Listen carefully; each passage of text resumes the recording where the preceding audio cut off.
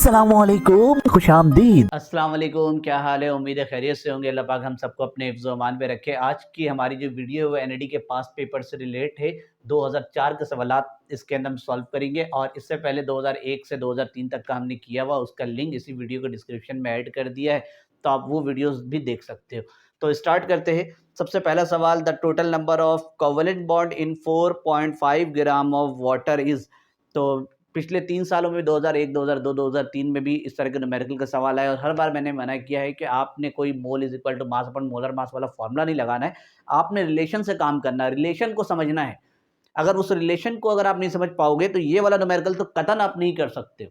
तो रिलेशन क्या है? ये रहा, 1 मोल H2O।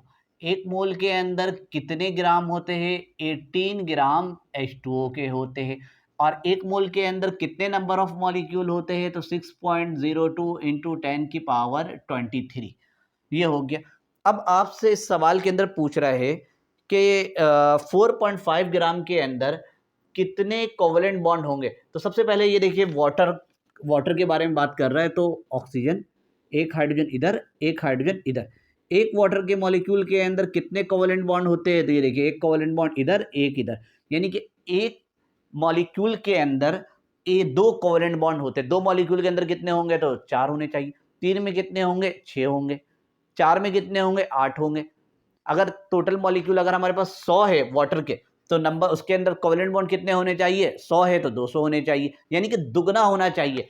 तो 1 मोल के अंदर 18 ग्राम वाटर है, उसके अंदर नंबर ऑफ मॉलिक्यूल कितने? 6.02। अगर मैं 6.02 इंटू 10 का 23 मॉलिक्यूल वाटर के, तो इसके अंदर कोवेलेंट बॉन्ड कितने होंगे? तो दुगना होना चाहिए। तो आप इस वैल्यू को 2 से मल्टीप्लाई कर दीजिए, मल्टीप्लाई बाय 2 हो गया। ये तो 18 ग्राम में इतने होंगे, दुगना।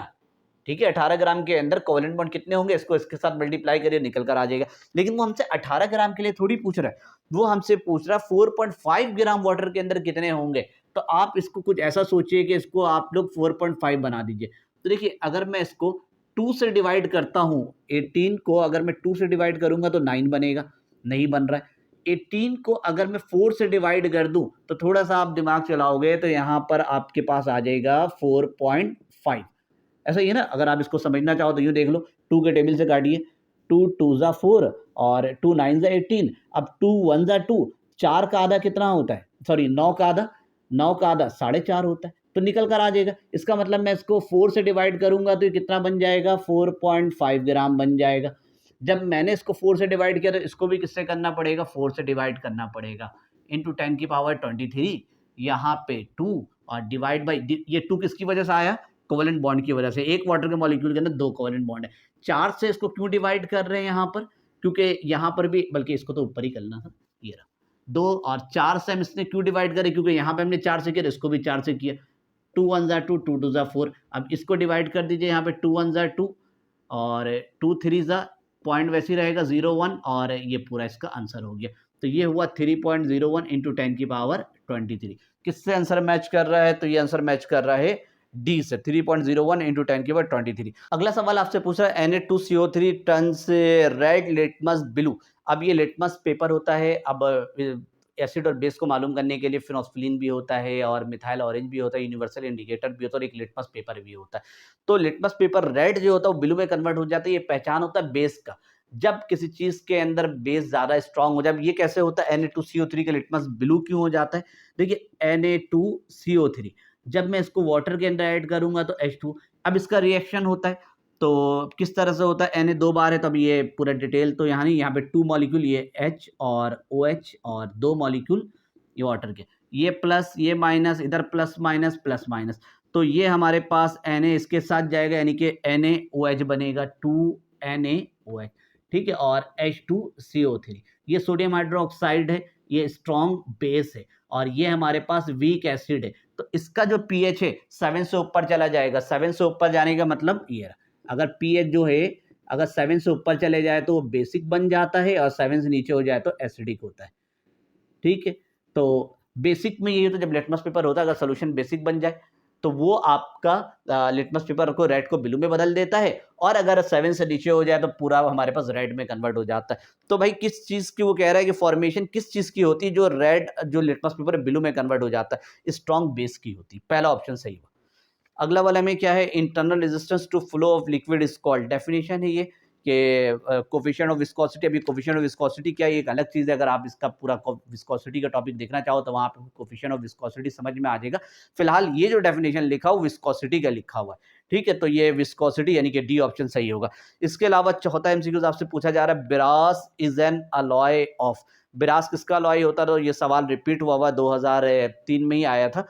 तो दो मेटल को जब मिलाते हैं तो इससे अलॉय बन जाता है, और ये अलॉय जो है कॉपर और जिंक का, कॉपर जिंक को मिलाएंगे तो अलॉय बन जाएगा। इसके अलावा बुक के अंदर कुछ और अलॉय भी होते हैं, 2003 में भी मैंने उसका स्क्रीनशॉट डाल दिया था, थंबनेल वो स्क्रीन में भी आपको दिख रहा था, अगर याद करना चाहो तो उसको भी आप याद कर सकते हो। वैसे पेपर के अंदर हमेशा बिरास का ही पूछा जाता है। इसके अलावा raindrops are spherical due to, जो बारिश के कतरे होते हैं वो स्फेरिकल क्यों होते हैं, तो इसके बारे में पूरा डिटेल आपको सरफेस टेंशन वाले टॉपिक में मिल जाएगा, मेरे चैनल में मौजूद है, तो वहाँ आपको सब कुछ डिटेल में मिल जाएगा। तो इसका ऑप्शन सी सही हो गया।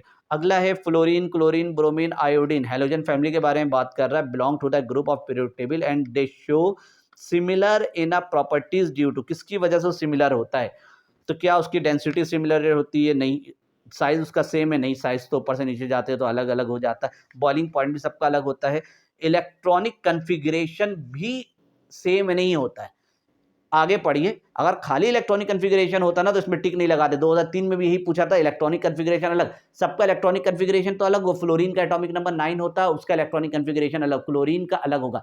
लेकिन ये कह रहे हैं electronic configuration of valence shell, हाँ वैलेंस शेल एक जैसा हो सकता है, क्योंकि सबके वैलेंस शेल के अंदर 7 इलेक्ट्रॉन आएंगे, चाहे फ्लोरीन हो, चाहे ग्लोरीन हो, चाहे ब्रोमीन हो, चाहे आयोडीन हो।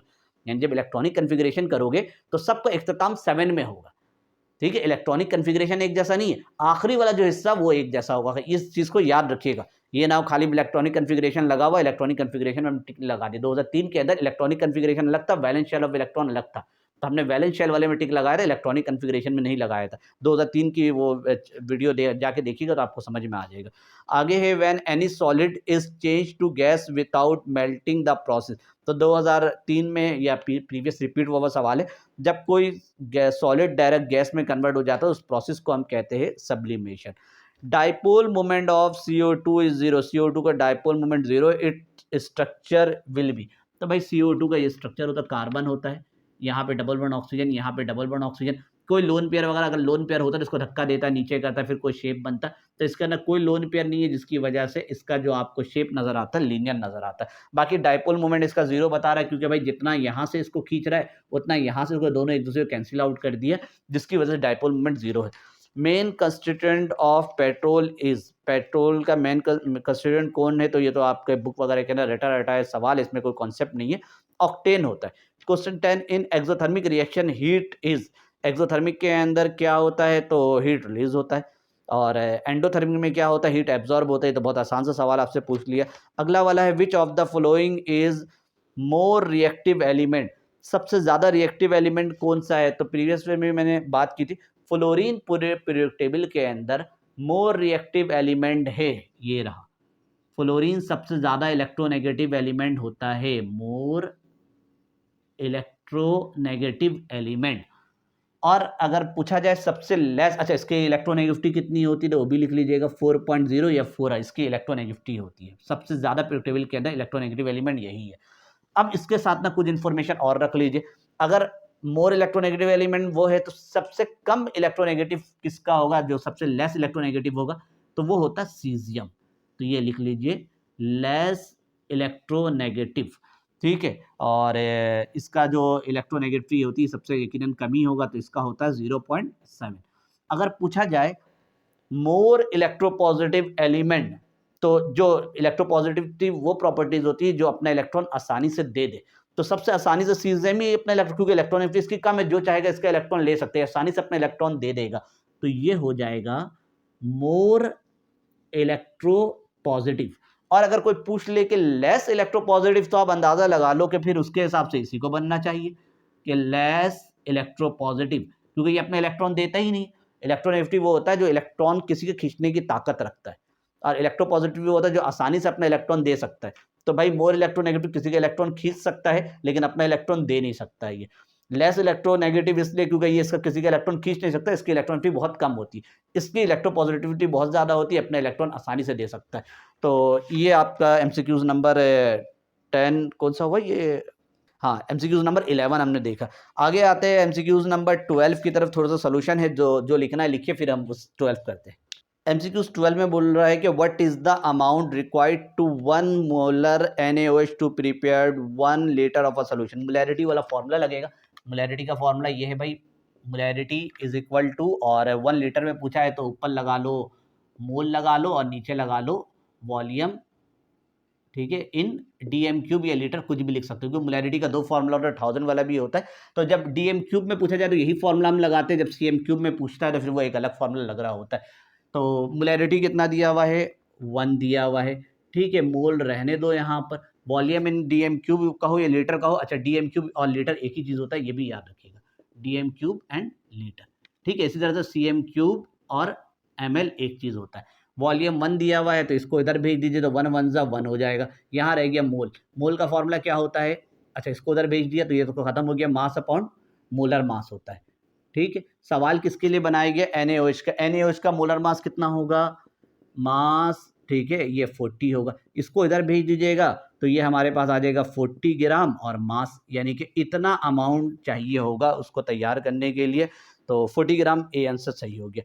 अगला वाला है the volume of a gas is directly proportional to the number of molecule. ये तो रटा रटा है, एवोगाड्रोस है, सारे ही लॉ लिख लेता हूँ। Volume is inversely proportional, Boyle's law, यहाँ पे टेम्परेचर कांस्टेंट होता है, volume is directly proportional temperature, ये इन्वर्सली ये डायरेक्टली, और वॉल्यूम नंबर ऑफ मॉलिक्यूल या मोल वगैरह भी आप कह सकते हो। तो ये वाला आपसे पूछा जा रही है, एवोगाड्रो लॉ है, ये चार्ल्स लॉ है, और ये है बॉयल्स लॉ। यहाँ पे टेम्परेचर कांस्टेंट होता है, यहाँ पे प्रेशर कांस्टेंट होता है, यहाँ टेम्परेचर और प्रेशर दोनों कांस्टेंट होता है। और एक और भी होता है गेल-लुसाक्स लॉ वगैरह भी प्रेशर टेम्परेचर का, तो वही मेरे चैनल के अंदर मौजूद होता है, अगर देखना चाहो तो भी आप देख सकते हो।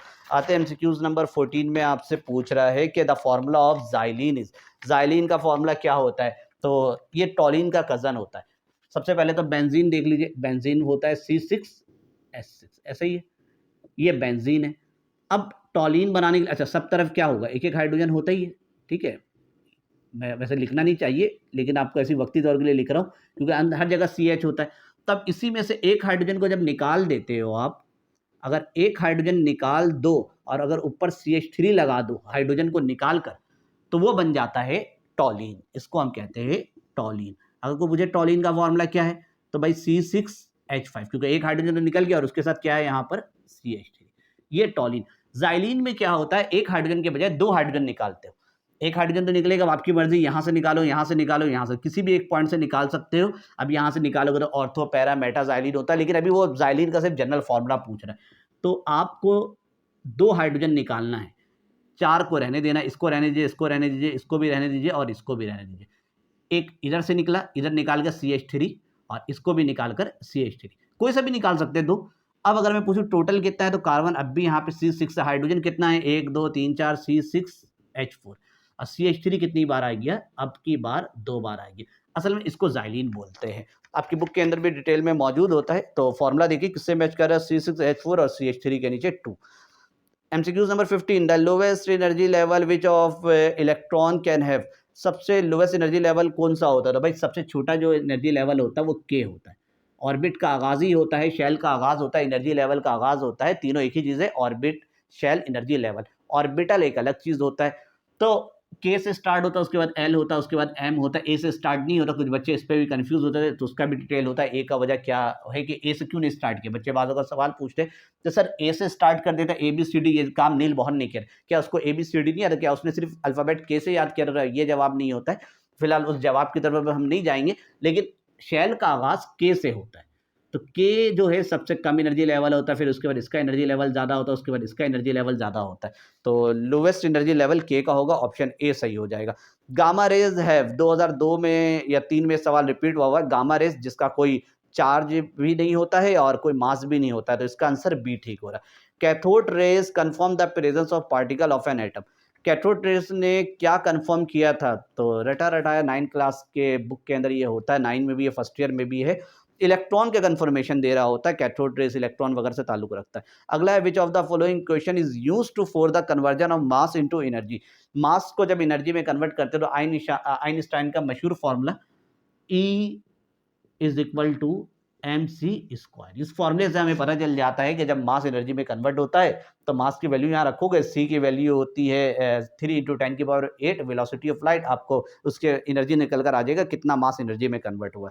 अगला है gamma rays in the form of emitted. Gamma rays कौन से फॉर्म में इमिट हो रहा होता है? तो gamma rays radio active element वगैरह की थ्योरी में हमने पढ़ा है कि अल्फा रेज जो होता है वो नेगेटिव की तरफ चला जाता है, बीटा रेज जो होता है वो पॉजिटिव। गामा रेज में कोई चार्ज नहीं होता, वो सीधा चल जाता है। तब कुछ के दिमाग में ये होता है अच्छा गामा रेज में कोई चार्ज नहीं है और न्यूट्रॉन में भी कोई चार्ज नहीं है, तो क्या ये न्यूट्रॉन मान सकते? नहीं मान सकते। अल्फा रेस को आप लोग 2 प्रोटॉन मान सकते हो, अल्फा रेस और 2 प्रोटॉन बराबर होता है। बीटा रेस को इलेक्ट्रॉन माना जा सकता है, लेकिन गामा रेस को न्यूट्रॉन नहीं माना जाता। वजह यह है कि गामा रेस के अंदर कोई चार्ज नहीं, न्यूट्रॉन में भी कोई चार्ज नहीं। यहां तक तो बात ठीक है, लेकिन मसला है कि न्यूट्रॉन का मास होता है, गामा रेस का मास नहीं होता। तो गामा रेस असल में रेडियो एक्टिव इलेक्ट्रोमैग्नेटिक रेडिएशन वगैरह होता है, तो इसका आंसर जाएगा डी में। अगला है amino acid are essential source of protein in the body, which of the following can not be source of amino acid. इनमें से कौन सा जो अमाइनो एसिड का सोर्स नहीं है? जो मतलब है कि अमाइनो एसिड का सोर्स वो नहीं होगा जो जिसके अंदर प्रोटीन ना हो, क्योंकि प्रोटीन को जब तोड़ते हैं, प्रोटीन असल में अमाइनो एसिड का पॉलीमर होता है। तो मिल्क के अंदर प्रोटीन होता है, बीन्स के अंदर भी प्रोटीन होता है, मीट के अंदर भी प्रोटीन होता है। शुगर के अंदर प्रोटीन है, शुगर तो असल में कार्बोहाइड्रेट वगैरह में जा रहा होता है। तो शुगर के अंदर जब प्रोटीन नहीं तो अमाइनो एसिड भी नहीं होगा, तो डी ऑप्शन यहाँ सही हुआ। Formula of fructose is, fructose का फॉर्मूला क्या है? तो C6H12O6। अच्छा ये जरा ख्याल रखिएगा, यही फॉर्मूला ग्लूकोज का भी होता है, ठीक है, ये ग्लूकोज का भी होता है और यही यहाँ पर फ्रक्टोज का भी होता है। बस फर्क ये होता है कि ग्लूकोज के अंदर जो फंक्शनल, जब इसको खोलते हैं ना तो इसका अंदर जो फंक्शनल ग्रुप मिलता है वो एल्डिहाइड का मिलता है, और फ्रक्टोज के अंदर जो हमें फंक्शनल ग्रुप मिलता है वो कीटोन का मिलता है। और इसके साथ ना एक और भी होता है, वो भी लिख ही देता हूँ, गिलेक्टोज, GLACTOS, गिलेक्टोज। तो ये टोटल 3 हमारे पास है, तीनों का फॉर्मूला सेम होता है, बस सब आपस में फंक्शनल ग्रुप और कुछ और भी अंदर चेंजिंग वगैरह हो तो बायोकेमिस्ट्री के अंदर डिटेल में पढ़ाया जाता है गिलेक्टोज में इससे क्या डिफरेंस है। अच्छा जी आगे बढ़ते हैं। वैसे आपको इतना जाके डिफरेंस नहीं पूछेगा, बेफिक्र नहीं कि भाई गिलेक्टोज को भी जरा एक्सप्लेन करके बताओ, बहुत ज्यादा हुआ तो ग्लूकोज का पूछेगा, इसके अंदर फंक्शनल ग्रुप कौन सा होता है? एल्डिहाइड। इसमें जो फंक्शनल ग्रुप होता है वो कीटोन होता है। अच्छा भाई अगला है question number 22, which of the following compounds when dissolve in water will give the pH greater than 7। तो कौन सा कंपाउंड जब पानी के अंदर डालेंगे तो उसका pH 7 से ऊपर ले जाएगा? देखिए सबसे पहले सी तो होगा नहीं, क्योंकि कार्बन डाइऑक्साइड एसिडिक होता है। जब एसिडिक चीज को पानी के अंदर ऐड किया जाता है तो उसके pH को 7 से नीचे ले जाता है। सी उड़ा दीजिए, सी गया तो डी भी गया, नहीं सॉरी डी भी हो सकता था, सी गया। अब बच गया या तो ए होगा या बी होगा या तो डी होगा। देखिए CaCO3 को जब पानी के अंदर डालते हैं तो ये स्लाइटली सॉल्युबल होता है, पानी के अंदर ज्यादा हल नहीं होता। जैसे अगर पानी का pH 7 है तो ये CaCO3 को ऐड करने के बाद भी पानी के pH को 7 ही रखेगा, बहुत ज्यादा अंदर जाने के बाद डिसॉल्व नहीं होगा। तो ए भी खत्म हो गया क्योंकि pH को ज्यादा ये बढ़ाएगा नहीं, 7 से ऊपर लेकर नहीं जाएगा। अब बचा KOH। KOH एक बेस होता है, जब आप इसको पानी के अंदर ऐड करोगे तो बेस की तो प्रॉपर्टीज है कि किसी के भी जो pH है वो 7 से ऊपर लेकर जाना चाहेगा, उसको बेसिक साइड में लेकर जाना चाहेगा, तो इसका आंसर बी ठीक होगा। Question number 23, which particle in the nucleus has same charge as charge of electron. Nucleus के अंदर जो क्या है, which particle in the nucleus has क्या लिखा हुआ, has same charge as electron as charge of electron with opposite sign and having 136 time mass of electron। Electron के comparison तो ये चीज आपको पता ही होना चाहिए, प्रोटॉन जो होता है वो 1836 टाइम इलेक्ट्रॉन, यानी कि 1836 इलेक्ट्रॉन मिलाओगे ना तो आपको प्रोटॉन के बराबर चार्ज इक्वल होता है, वो एक अलग चीज है। ये बात हो रही मास की, तो वो प्रोटॉन इसका आंसर होगा। प्रोटॉन और दोनों ही चीज हमारे पास, इलेक्ट्रॉन पे नेगेटिव चार्ज है तो प्रोटॉन में पॉजिटिव होता है, और न्यूक्लियस के अंदर ही रहता है। तो यही सारी चीजें उन्होंने घुमा फिरा के थोड़ा लंबे स्टेटमेंट में दिया था। अगला वाला आपसे पूछा जा रहा है, the substance which is liberated deposit at the electrode is directly proportional to the amount of electric current pass. थोड़ा मिटा हुआ नजर आ रहा है, स्क्रीन में आपको दिख जाएगा, इलेक्ट्रोलाइसिस। दिस इज ये पूरा आपको ना एक स्टेटमेंट दे दिया 9 क्लास के अंदर, ये फर्स्ट ईयर के अंदर और फिजिक्स के अंदर पढ़ाया जाता है। फ्राइडे फर्स्ट लॉ का स्टेटमेंट है पूरा, तो ये आपका बी होगा। आखिरी वाला है which of the following is water gas, तो कुछ ये जगह हटा देता हूँ।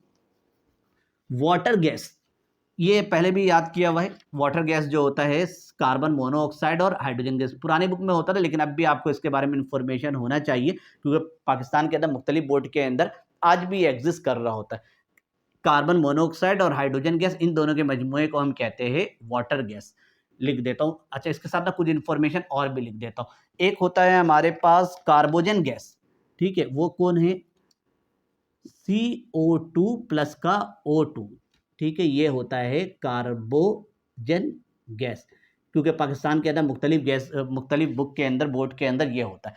अच्छा, ये तो कराची बोर्ड के अंदर भी, सिंध बोर्ड के अंदर भी एग्जिस्ट कर रहा होता है कोल गैस, ठीक है। कोल गैस क्या होता है? तो भाई ये तीन चीज का मजमुआ है। मीथेन होता है इसके अंदर, ठीक है, कार्बन मोनोऑक्साइड होता है और हाइड्रोजन गैस होता है। तो ये तीनों का मजमुआ, या तो इसको हम ये भी बाज़-औक़ात हो सकता है कि भाई ये मजमुआ जो है वो मीथेन का है, और ये मीथेन हो गया, और अगर इन दोनों को मिलाएंगे तो कौन है?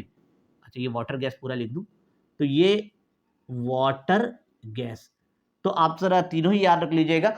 ये वाला तो आपके बुक के अंदर मौजूद है, वाटर गैस भले बुक के अंदर मौजूद नहीं, लेकिन आपके बुक के अंदर जब आप लोग डिस्ट्रक्टिव डिस्टिलेशन ऑफ कोल करते हो ना, उस दौरान ये आता है। तो वहां पे लिखा हुआ कि मीथेन एंड वाटर गैस का जो मजमुआ होता है उसको हम केल गैस कहते हैं। तो वाटर गैस का नाम आ गया, ये आपसे पूछा जा सकता है। पहले पुरानी बुक में ना वाटर गैस अलग से रखा जाता था, अब वाटर गैस का टॉपिक ही नहीं है, लेकिन ये एक जगह डिस्ट्रक्टिव डिस्टिलेशन ऑफ कोल के अंदर ना इसको डाल दिया गया। तो आपसे वाटर गैस भी पूछा जा सकता है, ये भी पूछा जा सकता है। ये वाला कराची बोर्ड के अंदर भले नहीं, लेकिन दूसरे बोर्ड के अंदर, पाकिस्तान के अंदर रखे जाते हैं। तो एक और कार्बोजन गैस है, याद रख लीजिए, carbon monoxide, sorry, carbon dioxide और ऑक्सीजन गैस, इनके मजमूए को हम कार्बोजन गैस कहते हैं। तो ये आपका 2004 का सवाल यहाँ मुकम्मल हो गया। आने वाली वीडियो में हम आगे 2005-2006 की करेंगे। बाकी जो भी लिंक है उस वीडियो के अंदर ऐड करते जाऊंगा, तो वहाँ पर आप आसानी से वीडियो मिल जाएंगे आपको। तो मिलते हैं आपसे आगे की वीडियो में, तब तक के लिए अल्लाह हाफिज़।